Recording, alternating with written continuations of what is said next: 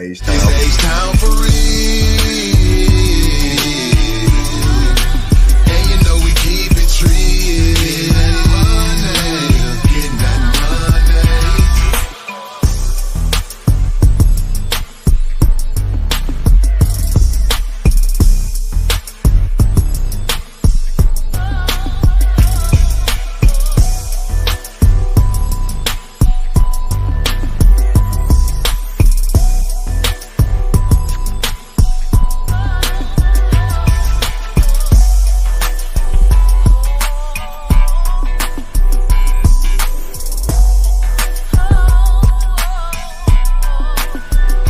H-Town for real. And you know we keep it real. Getting that money. Getting that money. It's H-Town for real. And you know we keep it real. Oh, yeah. Yes, sir. We hit. No intro? You're muted, LJ. You're muted. There you go. Hello, here we go. Yeah, Thank you. Welcome, ladies and gentlemen. We are live. RaWordz Podcast presented by LJ from Houston, coming to you live from Houston, Texas, of course. And I got some players on the stream tonight, man. We talking NBA Finals, Boston Celtics versus the Golden State Warriors. And I got to introduce a couple of my friends, man. First of all, I'm going to introduce my boy, Billy Briz, getting bills. What's going on, Billy? Introduce the people to you, sir. What's up? My name is Billy Briz. I go on Instagram as Billy Briz DFS, on Twitter at Getting Bills. Been capping sports for about a decade now. Honestly, man, it's pretty crazy. Don't tell the bookies about it. Come over from Pubsports Radio. As you can see behind me, Pubsports Radio, Southtown 101. Let's get some money tonight, man. I'm excited to talk about the games. I ain't been on the Pub show in a minute, so I ain't talked to my boy Wham. Last time I talked to Wham, we was on the Warriors. We went to church. And you got me out of church. I appreciate you, bro. Speaking of my boy Trop, man, I met this guy. He came out to H. Well, we met him at Southtown 101, of course, at the Pubapalooza. But he was decided to, make a little venture trip to, Houston, Texas, to check out the scene. And, I was able to go out with him and his lovely wife. So, ladies and gentlemen, I'm going to introduce Trot Wham to the show. What's going on, Trot?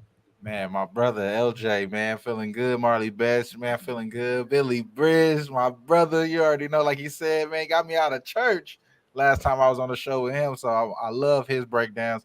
Happy you brought this panel together, bro. So, hell yeah, man. Hopefully we can contribute with some money, man. That's what it's about, bro.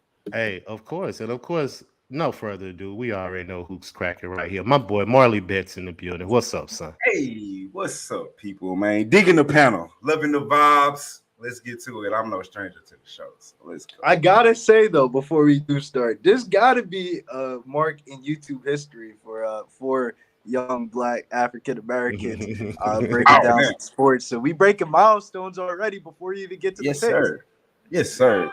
Hey, I agree 100%. So no further ado, let's get right to it, man. We're going to break down these NBA Finals, which starts tomorrow night out in the Bay. Golden State, Boston Celtics was able to get through Miami Heat. Yes, I did. Tough game 7, series, Boston was able to pull it out. Kind of, some suspicious activities going on, but, we're going to leave that for another day. So Boston got through what they needed to do.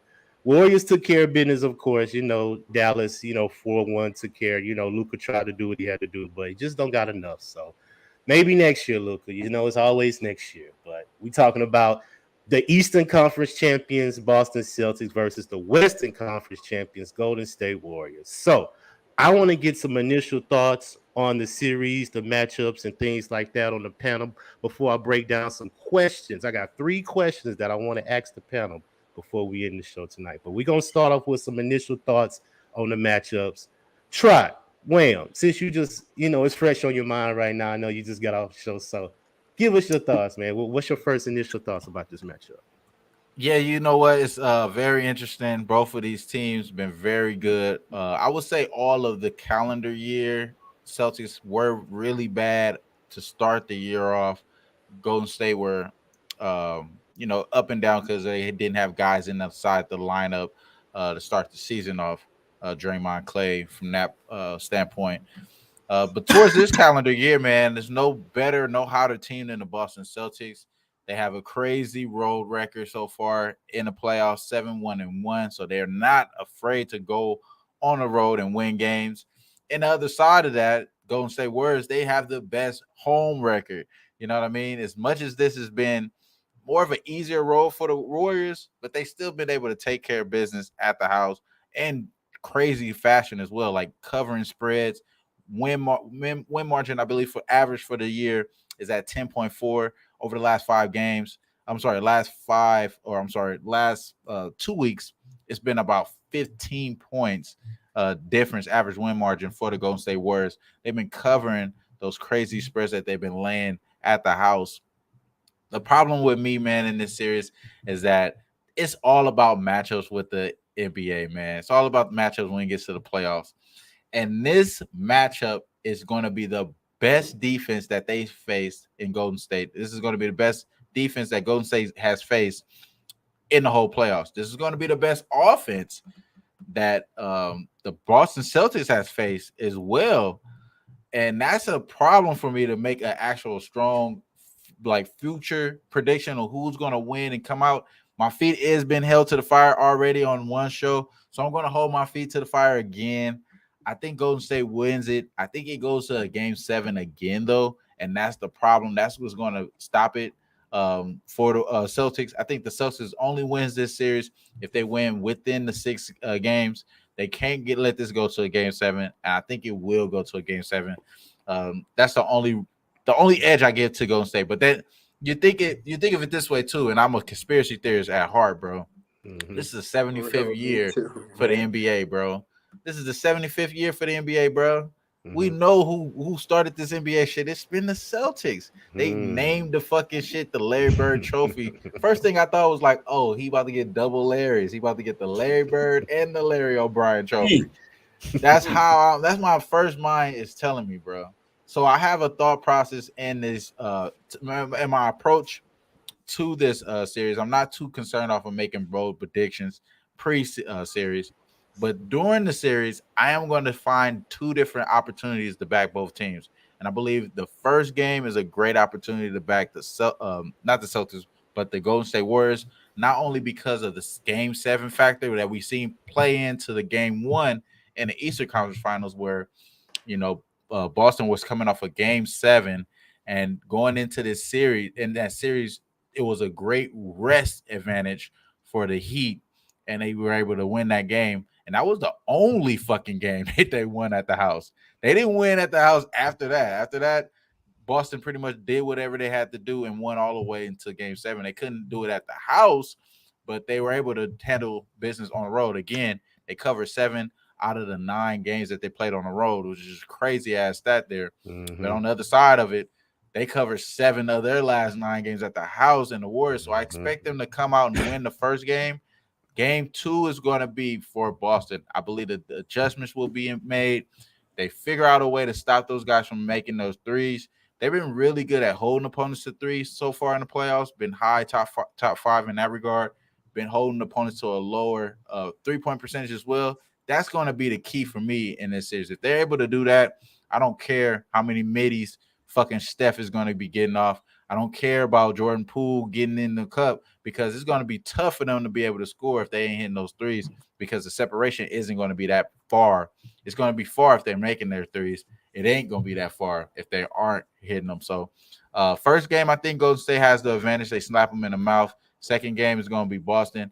Third game, that's the one I want to see as far as what the adjustments were made in game 2, how much those guys have been playing really well off of those adjustments, and who is getting taken advantage of. I expect Curry to be getting taken advantage of. I'm expecting Poole to be looking like a cone out there, because those 2 guys, they're not really strong to finish. So I expect those guys to be, kind of looked at, as a Duncan Robinson, Tyler Hero, or, we're trying to take advantage of these guys on the court.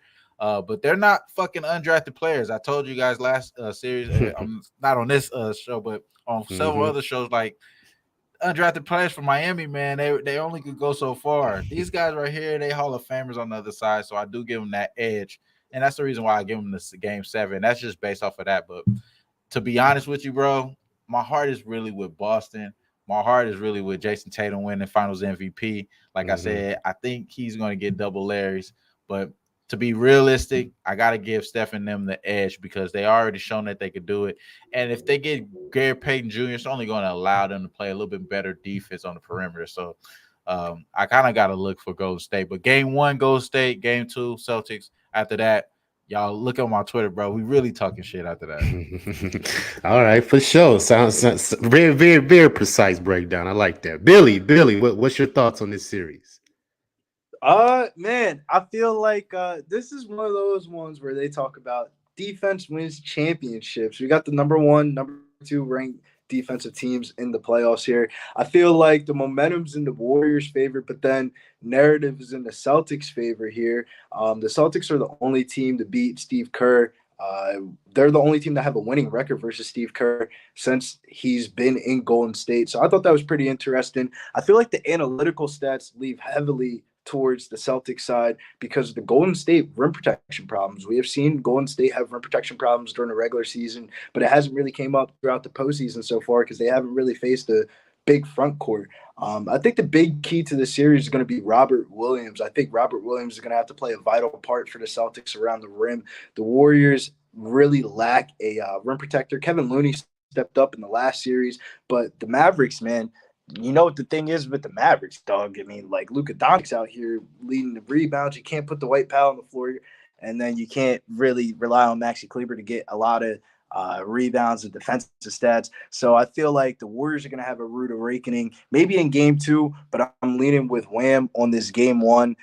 This is the stat here, man. Golden State in Game 1s under Steve Kerr are 21-2 ATS, hitting at a 91% hit rate, and Boston Celtics have lost both of their last Game 1 series by an average of 11.5 points. I feel like the Celtics are going to come out a little bit slow. They've been going back-to-back series to Game 7. I feel like the Warriors are going to come out hot here. I feel like Marcus Smart's going to kind of bottle up Steph Curry because Curry's shooting 29% under Smart, but we have seen Curry get it done in other departments like assists and rebounds, leading second on the team in assists, potential assists, and then first on the team in rebounds this postseason. So, I mean, Curry's been doing the damn thing in every category, but I feel like Wham said it best. The Warriors are going to take Game 1. The Celtics road record / their coming off an ATS record slams. So if you're looking for a real sharp angle, if we can get Game 1 to go to the Warriors, slam the Celtics live series for them to win the championship, because it's currently sitting around minus 160 for the Warriors right now. I feel like that goes up to minus 200 after the Warriors, win the game. We got the French Open, MLB playoffs, NHL playoffs. This is the most popular time that the books get like future action besides NFL season. So I feel like if you're looking for a future bet, take the Celtics. But if you're looking for straight in your cash pocket, pay the juice, take the minus 154 money line. Yeah, I completely agree, Billy, because I did that last series with Boston. Miami won that first game. I jumped on Boston for the whole series because I knew it was going to be plus money. It was like plus 2 something. So I was like, oh, yeah, I'm jumping on that because I think Game 1, Boston was just filling them out because I think Boston likes to get punched. Like, they've been saying online, and then they like to come back with the counter. But, we already know what Boston is off a loss. So that's why I agree with y'all. Game 1, Golden State pretty much will probably take care of business. Go and jump on Boston Game 2. But, Marley, give me your thoughts, man. I'm right there with Wham and Billy. At least definitely Game 1. All over the Warriors Game 1. We know what the Celtics record is. Game 1's on the road. Or even when the Bucks beat them at home in their Game 1. So kind of similar to what you said. I think Udoka. I can never say his name right. What's the coach's name? Udoka from the Spurs. Udoka. I feel like he needs a game, necessarily the game, watching the game live versus maybe pre-film before the series starts does better for him because it seems to be that like you said, I don't think it's whether they get punched in the mouth. I just think what you watch on film is not necessarily what the team's going to necessarily do to you game one. So he's watching film against Dallas, probably film against who they played the previous series, and that's probably not necessarily the game plan that comes out for game one. He gets film on them, then he makes his adjustments from there forward. They're going on. So I agree with you guys. Warriors probably is the bet for game one. It's definitely the bet I'm going to be on, and then I'm going to backdoor more than likely follow the Celtics for game two. Normally, I'm a quarter man's bet, at least these whole playoffs. Probably going to stay off of that for game one because you kind of don't know exactly what you're going to get. If I do anything, it'll be the Warriors first quarter. As an overall series, I think the length of the Celtics is going to bother the Warriors, especially with Tatum and Brown, and then even though Marcus Smart isn't long, but obviously he's a defensive player of the year. So I think we got to take that into effect, right? And I think they match up as far as if the Warriors try to go small with Draymond mainly operating at the top of the key from the point. You got guys that can defensively move their feet and stay in front of Draymond. It's not the normal advantage that they normally would get in that position because you got a Horford, you got a Williams, you got even Thies can slide his feet enough to stay in front of Draymond. So I think it'll be an interesting series. I'm going to take the Warriors, though. I'm going to take the Warriors. I've been saying 6. I could see it going 7. I'm taking the Warriors because I think I agree with Wham in this perspective. I think when I look at it on paper, I think the Celtics are the better team. But I think the Warriors' experience in these situations and the fact that if I go look at the previous 2 series and probably this whole playoffs, Jason Tatum has too many games where he just doesn't show up, or for whatever reason, he has a lull and he only has 10 points or 7 points. And you can do that against the Heat where they can't really score enough. And you can probably do that against the Bucks without a Middleton involved in the lineup where they only have Giannis and Drew sometime. You can't do that against the Warriors. They have 3 legit guys that can bust your ass for 30 on any given night. One of them can beat you for 50. And on top of that, I've been saying this too for the Warriors the whole entire playoff series. Even when they're down, let's say 10, right? You got a good 10-point lead. They don't have to. Steph doesn't have to get hot. Poole makes 1 3. Curry makes 1 3. Thompson makes 1 3. It's a 1-point game. Nobody's necessarily got hot. They just all hit threes, got to stop. So I feel like no lead is necessarily safe. And with this Celtic team, we've seen it time and time again. They cannot close. They have trouble closing. They almost gave it up. Jimmy Butler's 3. And I thought it was a great shot. I kind of wanted him to hit it, but I don't have a horse in the race, right? So I'm glad he missed that motherfucker, bro. It just looks so good. I was like, oh my God, that's a highlight for the ages. Come down, hit the 3, game 7, and go to the finals. Yes. Give that to me. Jimmy Butler, man, I seen the public coming at Jimmy for that shot. Bucket, bro. He was open. If you really changed it's an open shot. I love the shot. I love the shot. Hit or miss, your star, wide open 3. Horford's backpedaling. I don't have a problem with it. You know, he went for the dagger. They're hurt. He probably didn't want to play another 5 minutes of overtime. His knees fucking up. Like, let me just try to get this shit over with right now. I feel him. I like the killer instinct. But that's my point though. They were up like double digits with like 3 minutes left in the fourth quarter in that game. For some reason, they have trouble closing. And if Jason Tatum doesn't shoot well, they seem to not win the games. So he has to not only give you the production with points, though, but he also has to be efficient. And I think him and Jaylen Brown have too many lulls sometimes. I think they're the more talented team, but I think that experience is going to pay in with the Warriors. So give me the Warriors. I'm still going to go with 6. I like it 4-2.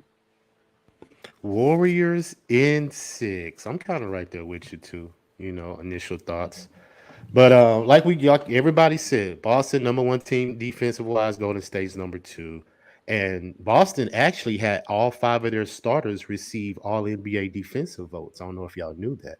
So that's very interesting, you know. So the defense will be ramped up in this series. I think Boston has the size, the athleticism. You know, it makes it tough to get in the lanes to score over height. So you got guards at 6'2", 6'3", going in the lane with 6'7", 6'8", 6'9", you know, trees in there. So it's going to be difficult to score because the Golden State, we know they like to get a lot of points in the paint too. People think they just shoot threes, and you know, if you run them off that 3-point line, they're going to try to go inside, especially when they're cutting, doing slashes and things like that. So, but Boston can switch. You know, I think every position can switch. Even the center, Robert Williams, he can get out there and guard. They switch you know, 1 through 5. He's dealing with a sprained ankle. Knee. You know, so you know that's going to try to take care of that during the series. And Marcus Smart with the ankles. You know, so both teams are dealing with injuries because Golden State still got Otto Porter dealing with an injury. You know, I think Iguodala's trying to come back from a neck injury. Gary He may Payton, suit too. up. Yeah, Gary Payton Jr. You see what I'm saying? Played a vital So, part in that Memphis series. yeah, so it could be some key components coming in the series throughout the games to try to make some key contributions. But my opinion, it's going to be two people on each side of the teams that I think is going to make a difference. I think Klay Thompson is going to be an X factor in this series. Close out Klay.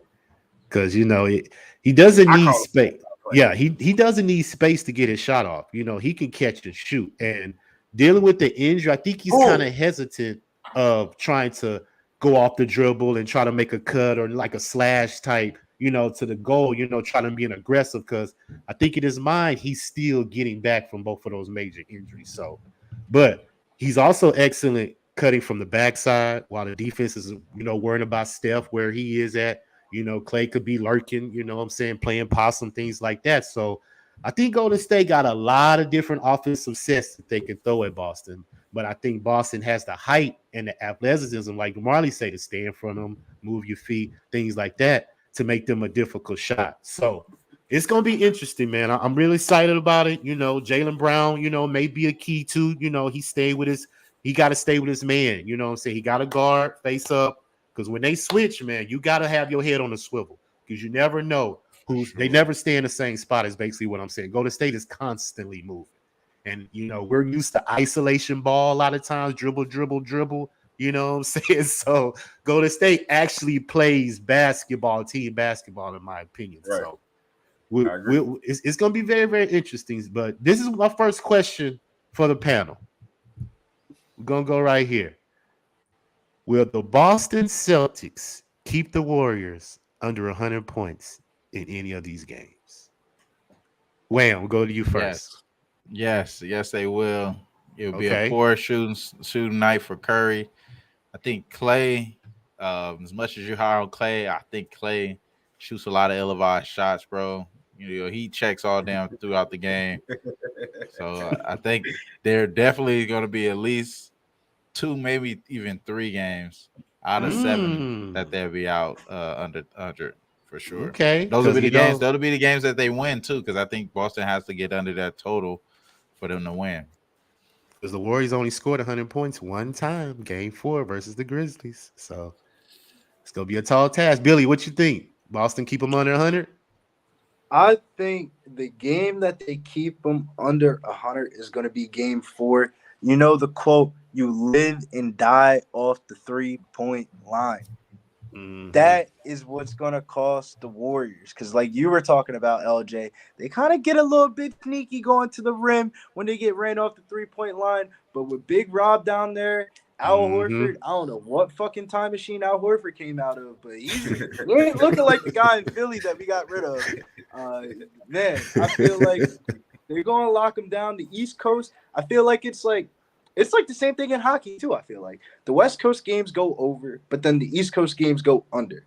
And then in this specific series, I feel like the Celtics in that last series, they kept on going over against Miami, but I think there's going to be a couple of these games where this game is going to really slow down. You know, Udoka is one of Pop's proteges. He's from that Spurs era. So you know they're going to make the right adjustments to really attack this Golden State team. I think it's going to be Game 4. I don't know why my light keeps on going on and off. But, yeah, Game 4 for me is the one. Okay. Marley.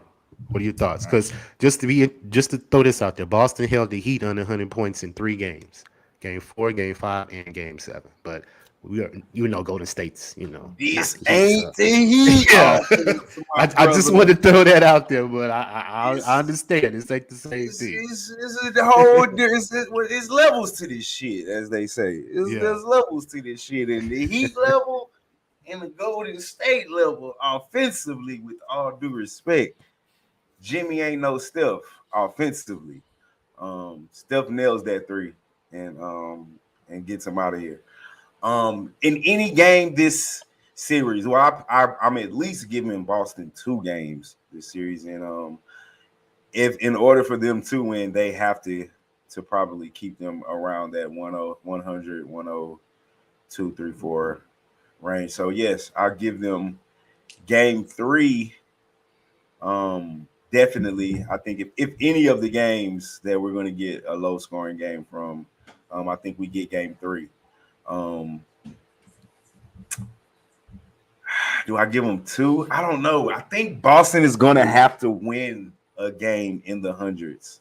They're going to have one of those games where they're lights out from 3, and maybe we get that game 4, or even game 3. I think it's going to be the first one, man. I think I can give them 2. I think I can. Memphis only did it once, right? Did Memphis? Yes, Memphis did it one time. They're better than Memphis defensively. I'll give them 2. I think they'll get 2. The 2 games that I give them to win, I'll give them 2. All right. You give them 2. Man, my screen. Bro, I'm sorry. Y'all can't see me, but I can see you. I can see you. You can see me? Yeah, Oh, okay. see My screen buffering on my end, but hey, if y'all can see me. So I kind of lean towards Billy. Game 4 back in Boston, maybe 2-1. Game 3 is the first game in Boston. Yeah, but he said game 4, right? You said game 4? Game 4. Back in Boston, like it could be 2-1, it could be 3-0. You know what I'm saying? They could be on sweep alert. Who knows? I'm just saying these are the scenarios that could happen. So it could. I could see them probably doing it in Boston if they can keep them under 100. I don't see them keeping under 100 in Golden State. Just the fact that they play so well at home. They got this ridiculous stat that Billy just said, as far as the home team under Steve Kerr, So I just think they're too much of a juggernaut at home. But on the road, they could kind of get lackadaisical like they did in game 4 against Dallas. I think, the shooting had happened, of course, in Texas. So I don't think they really were inspired to win that game. So that's why Dallas was able to get the upper hand on them. So, but other than that, like I said, I would have to see. We'll know after game 1 if Boston was able to try to keep this team, continue on 100. We'll see, though. All right, next question, gentlemen. Who wins Finals MVP? Billy, let's start with you. Who are your candidates for Finals MVP? It is hard to say this with confidence, but Curry's got to win an MVP trophy eventually, right? It's got to be Curry winning an MVP trophy eventually, man. I'm going to have to go Curry as Finals MVP. Man, boy been in the finals a couple of times. He got robbed by Iguodala.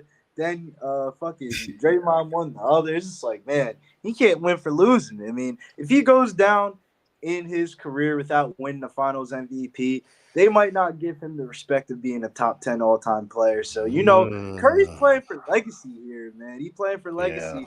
And if the Warriors get it done, I think the NBA, even if the stats don't even look like it, they're going to fuck around and give it to Curry. Hey, I completely agree. I completely agree. What you got, Will? So I was just going to add to that. I think it is kind of clear cut that it has to be Curry if Golden State wins. It's just clear cut there. I think it's not as clear if it's Boston though. If Boston wins, I kind of expect it to be that back and forth shit we've seen with Jaylen Brown and Jason Tatum throughout the playoffs.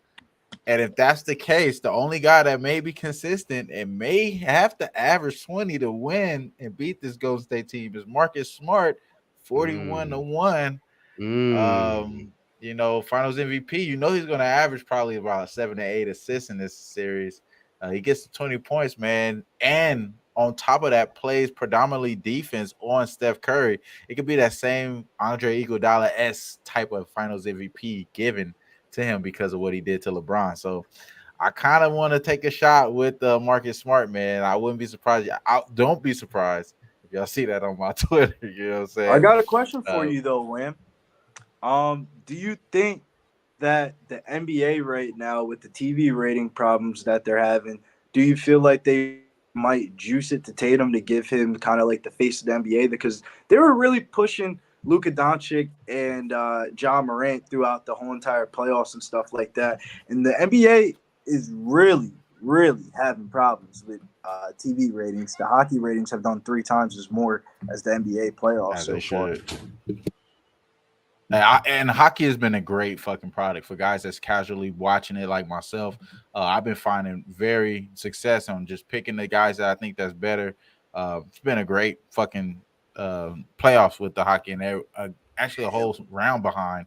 And it's been too many blowouts for the NBA. So that's another reason why I think this will be a competitive series. If they have to throw Scott Foster 4 times out there, they're going to make sure this shit gets competitive of some sort.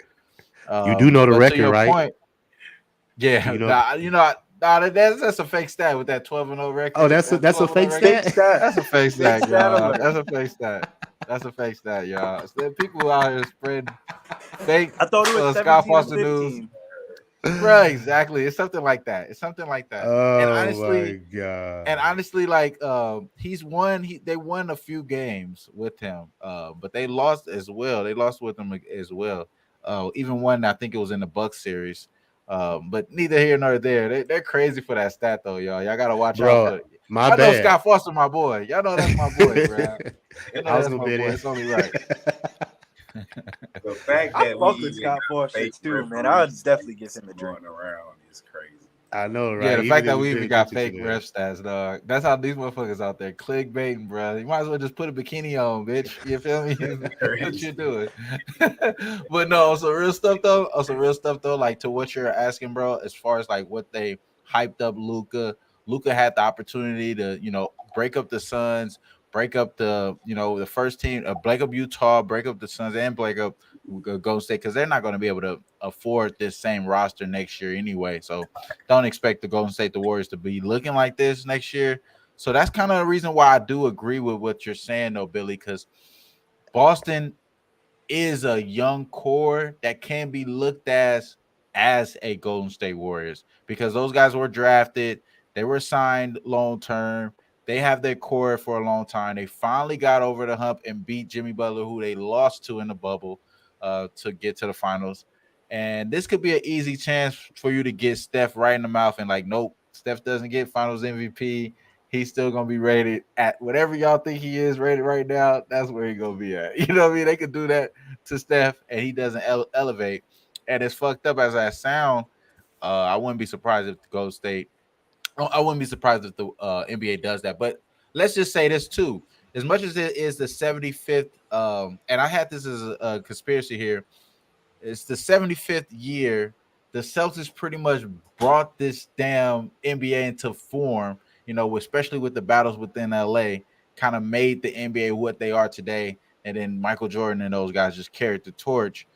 This can be something like of a reminiscence of like, well, the Celtics are back type of feel. We're going to win the next 75 years type of bullshit you hear, and you get the Lakers motivated to come out and do something drastic. And I could see that being a great play into the narrative for next year. So I wouldn't be surprised if something like that goes on, but it's so logically possible just to say pencil in Steph Curry, pencil in Golden State, because these guys haven't really shown us yet. So it's a tough series, man. But like after game 3, we will know, and I will make a big bold prediction, because we're gonna see adjustments on both sides, and everything's gonna be crystal clear.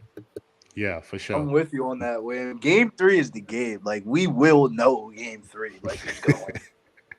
Hey Marley, what is your initial thoughts? If you had money right now, who would you bet on right now? Finals MVP. Well, I got the Warriors to win, so obviously I am agree with Bills over here. Like you have, I feel like the NBA, even if the numbers don't say he's the MVP, they're gonna give it to Steph.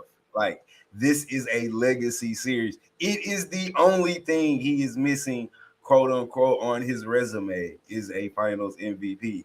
I mean, I agree that he did get robbed by Iguodala. I mean, I was part of the hype media that like, oh, Iguodala was playing D on LeBron at the time. But when you look at the numbers, it was like, fuck no, like bro was out there fucking balling the whole time. But he did have like, it felt like key moments at the time of watching it. But that should have been Steph MVP. And then, the other two, KD was the man. I mean, for all you want to say, like he hit the biggest shots in those games. As loaded as you want to say their team were, but those were his MVPs. So he should have won. If you've been listening to the sports world, that's all they're talking about is like Steph doesn't have the MVP. He's not top 10 because he doesn't have the MVP. So they're already telling us if the Warriors win, like they're gonna give it to Steph. And if wham, like you took this shit right out of my fucking mouth. If I bet the Celtics win, as unlikely as it sounds, I'm putting my money on Marcus Smart. One is because if they win, it's probably because he plays some hellified defense on Steph, because I think he's going to be the primary defender on Steph. He normally averages like 17-ish somewhere now, but if he bumps that to 20, he's already giving you 7 assists. He's a sneaky dark horse for MVP because I think Wiggins is going to do a good job on Tatum. I think Tatum's going to ball because, I don't know if anybody's been watching, how long people been watching the show. I've been calling Tatum Baby Kobe for like 2 years, maybe 3 years, because his game reminds me almost exactly of Kobe's, way more than Booker does. And I know that's his idol, and that's what everybody's linking it to. But Kobe, Tatum, he's not Mamba, but he's like, he's not the black Mamba. Maybe he's the green Mamba. And Mamba Jr., he's not Mamba yet. He got some titles and some other shit to prove. But game style, they play great defense. He has mid-range. He has the deep ability. He's all-around game. Like, I think it's very similar to Kobe in, like, almost every way. But, yeah, if I was a betting man, I would definitely, just because of the odds and the plus money, like, Smart is a very, very good – I would bet Smart before Tatum just because of the value. Honestly, and like I said, I believe if they win, it's going to be because of his defense on Curry, and I think Wiggins is going to give Tatum some trouble. He's been playing great defense in the playoffs. He's long, he's tall, he can stay in front of Tatum. It's not really a huge advantage, but we know Boston's going to seek out Curry on offense. They're going to run whatever screen and roll is with Curry to get him matched up on Tatum more than likely, like they did with the Heat. So. But yeah, that's my thoughts on MVP. Curry, and I would take Tatum. Smart on the Boston side. Smart. So y'all saying if Boston wins it, Marcus Smart gets Finals MVP, that would be an NBA. That's not what we said. That's not what we said. So does Boston have to win for Smart to get it? Oh yeah, definitely. Of course. Okay, well that's what I'm saying. If Steph averages 12 points, he's getting the MVP award. I doubt that. All they got to do is win. They're going to just give it to Steph. If he's under 20, and my boy's averaging 20 and 8 assists, bro, yeah, they're gonna have to give it to him. Even if the Warriors win.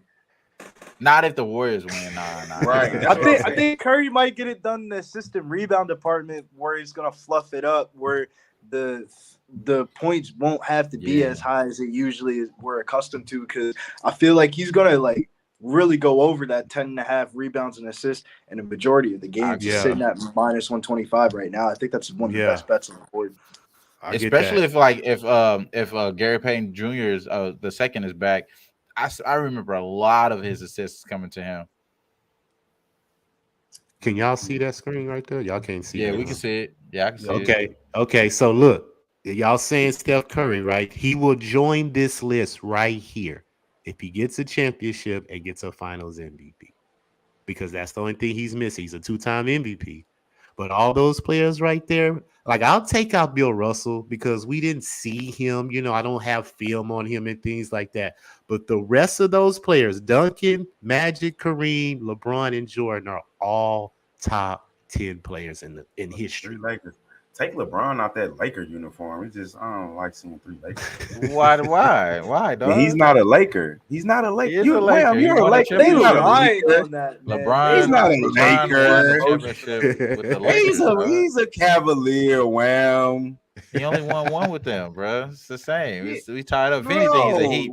If anything, When he's a we Heat think player. LeBron, we think Miami Heat, bro. You might think Miami Heat. Other than that, thinking about the bubble, bro. Think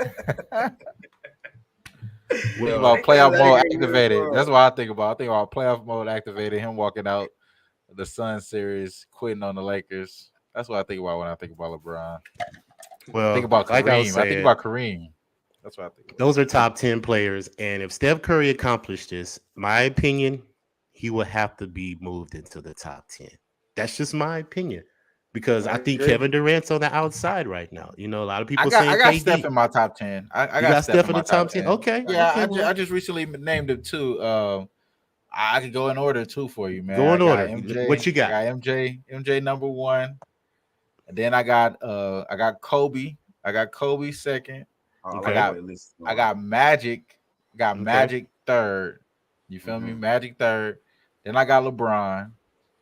Then Okay. after Bron, I got Tim Duncan. I agree. Tim Duncan. Then after Tim Duncan, I got Shaq.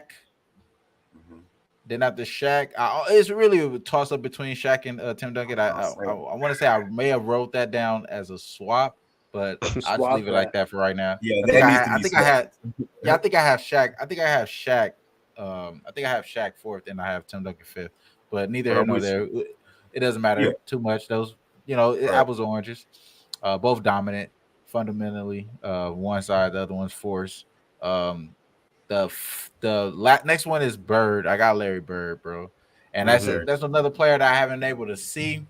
But I got an OG that played at University of Houston. He played against Larry Bird, and the shit that he was telling me, like a lot of shit that I know that people that played against Larry Bird, bro, he was just too cold, bro.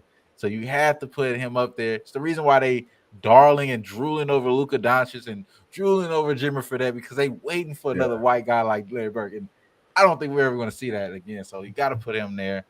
After that, that's where you start to see more younger guys, bro. I got Curry after Larry Bird. Larry Bird. And then after that, I have let me see it. I got Curry. You missing one important player. Kareem Abdul-Jabbar. No. No, there it is. It was Cap. No, my apologies. That's where you gotta have Kareem in there. So Cap is actually you do. You gotta have Magic, LeBron, then it's Cap, bro. And honestly, it really should be Kareem over him, bro. And I didn't want to make this about the show, bro. But no, you good. I got Curry.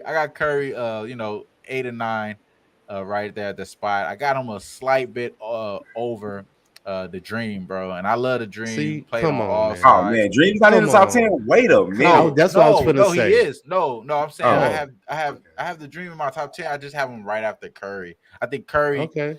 You got to give Curry more credit for changing the game, just like I give Jordan credit, just like I give Magic credit. I got to give Curry credit. Yeah, Shaq too. That's why Shaq is up there too. And that's why I had him over Tim Duncan, I think. But even then, though, the Dream, bro. I think you named more than 10 players, though. I think you named more than 10 players. I think I got, I got 10. 10.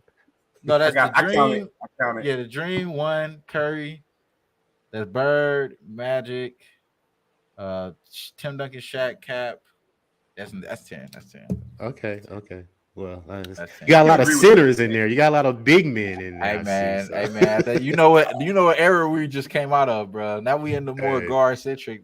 Those guards got to do a lot to get out of that shit. But Curry is definitely one of those, bro. He definitely one of them. Well, I give you my 10 right here. Starting fives right here. We got Magic, Jordan, LeBron, Duncan, Elijah Warren. Second team: Steph Curry, Kobe Bryant, Larry Bird, Moses Malone, Kareem Abdul-Jabbar. You can't argue with those 10 right there. Can't argue. I'm sorry. Who you taking? Moses Malone though. Moses. I know you need a power forward, dog, but listen, bro. Get somebody that can Moses shoot. don't count. Get somebody that can shoot. Moses, offensive board, 7,000. I would take offensive KD rebounds? over Moses. I'll take KD over Moses for sure. No, I'm y'all with Brown, crazy. bro. Him. These You don't need old him. heads, that we used to. He's a always hype up, three-time but they played the new MVP. era. He's a I don't know. 3-time MVP. Bro, that's MVP who to was the center. top 3 MVPs at that time, bro. Dr. J, Magic. He played in that era right there. I with know, the no, I'm Lakers talking and about at the Celtics. time. I'm talking about at the time. I mean, I 'cause don't know. some I of gotta those go guys through was the. I injured. gotta go do the research, but I know. Man, Moses Bill was a Laimbeer was three-time- was supposed to be one of the best centers in the NBA around that era, man. Not that time. Not that time. No. We ain't talking about no Bill Laimbeer. It's a little bit after. It was a little bit after though, but that was a little bit after though. I know what you're talking about though, Bill. It's just like those calibers of players are the centers that are like that. Yeah, we gotta lead them there, y'all. Like, So who's the greatest Laker, Wham? Who's the greatest Laker of all time? Magic Johnson, no question. Okay. Magic Johnson, Okay. Kobe Okay. Bryant. No, it's one. It's just one. It's just one. It's really two because it's 2 different eras, brother. you gotta give Magic Johnson though, because the reason why it's just Magic, man. He won as a rookie, bro. Cat went out, and this is my thing. He's the only one that was drafted. All those other players were either free agents. Kobe was drafted. Kobe was drafted by Charlotte. He was drafted by Charlotte. He was drafted by Charlotte. That's like a technicality. That don't count, y'all. It does count. Magic is Where the did your only Laker summer that league was go? Where did you drafted go for by summer the league? Lakers. Where did you go for summer league, man? You never. Wait, went to where did you Charlotte, play in summer league? You had the Come on, Lakers. dog. Come on, man. Y'all crazy. Well, I'm just saying, Magic. I agree with you. Magic is the greatest Laker, but that's my definition because he was actually drafted by the team. All those other players came to the team. That's just me, though. I'm not a Magic. Laker fan. Magic will tell you. Magic will tell you Kobe though, and Kobe will tell you Kobe. Hey, That's all I'm gonna say. I'm gonna leave it at that. I'm gonna just leave it at that. I'm gonna just leave it at that. All right, well, you know what I'm saying? To end on that note, any final thoughts of game one, your initial thoughts of game one tomorrow? We're going to go around the panel one more time again before we wrap it up. Billy, initial thoughts for game one tomorrow. What are you looking for? What are you expecting? I am looking for the Warriors to win game one. I have a bet on the Warriors. What am I looking for? I'm looking forward to see how do the Warriors clash with the front court of the Boston Celtics. I feel like the guard play is going to come and go. Shots are going to go in. Shots are going to come off. That's really not that predictable, but we can predict rebounds and offensive rebounds, defensive rebounds, and rim protection. And that could be the key vital part to the Celtics winning this series and fucking up everybody's tickets here. Hey, all right. Marley Betz, your initial thoughts of game one tomorrow night. I'm all over the Warriors. I think I'm gonna convince myself to take that first quarter bet. I think the nerves of the Warriors been there before. They're on their home court. I like that coming out. I'm interested in seeing. I really want to see this Wiggins Tatum matchup. I don't know how much you'll get it because Boston's going to run a lot of screen and roll and get the switch, but I want to pay attention to that. I want to see how Marcus Smart is going to keep up with Steph. I don't know if anybody paid attention. Pat Beverly was on when he was doing his ESPN roundup. They was asking him who he rather guard, who's harder to guard, Jason Tatum or Steph Curry, and he said Steph Curry not because of it was because of the fact that he has to run around 12 screens and chase him all day. Keep in mind, Marcus Smart has a bad ankle. So that's going to be something to look at, too, as the series wears on. How tired is he from running around chasing Steph? So those two matches. Oh, one more thing I'm interested in. When the Warriors came out and played Dallas, they started out in a boxing one, kind of confused Luka. So they run a lot of different defenses. They'll go zone, they'll go man, they'll go boxing one. So it's going to be interesting to figure out if Marcus Smart can figure that shit out. You know what I'm saying? Bringing the ball up the court. So those are a couple of things I'm looking at. All right, for sure. Wham, what are your thoughts? What are you looking for tomorrow night? Yeah, I'm looking for the Warriors to come out strong, bro. Smack them up, win by double digits. I think they're going to cover the 3.5. I think if you take the alternate line at minus, 5, 7.5, something around there, get plus money, I wouldn't be mad at that. That's why I'm thinking they're winning by double digits. That's where my action is going to be tomorrow. Preview to what you're going to be saying on NBA Pub Hub as well. Hopefully we get my boy Billy. You guys slide up in there as well. We're supposed to have some extra special guests this week, man. So more the merrier, you feel me? But for the most part, bro, that's what you're gonna hear from me, man. It's gonna be a whole lot of Warriors first game and a whole lot of Celtics the next game. So that's what it is, bro. Facts. Already. I tend to lean both of y'all ways. I'm looking for the Warriors to come out and make a statement game one. But I may jump on Boston first quarter tomorrow. Just to see, I want to see the numbers, see, what the line is. I may want to make a sneaky little get in first quarter, get on out. I can give you that right now. Yeah, what was it for me? Look I got it up the for me right unofficial quick. sponsor of Brothas N Betz. Okay. Wager up. But the Warriors are averaging 117 points in the last couple series. Boston is averaging 103. So they got to knock that point spread down for sure. Rebounding is going to be key too. Both of these teams are right at 48 rebounds a game.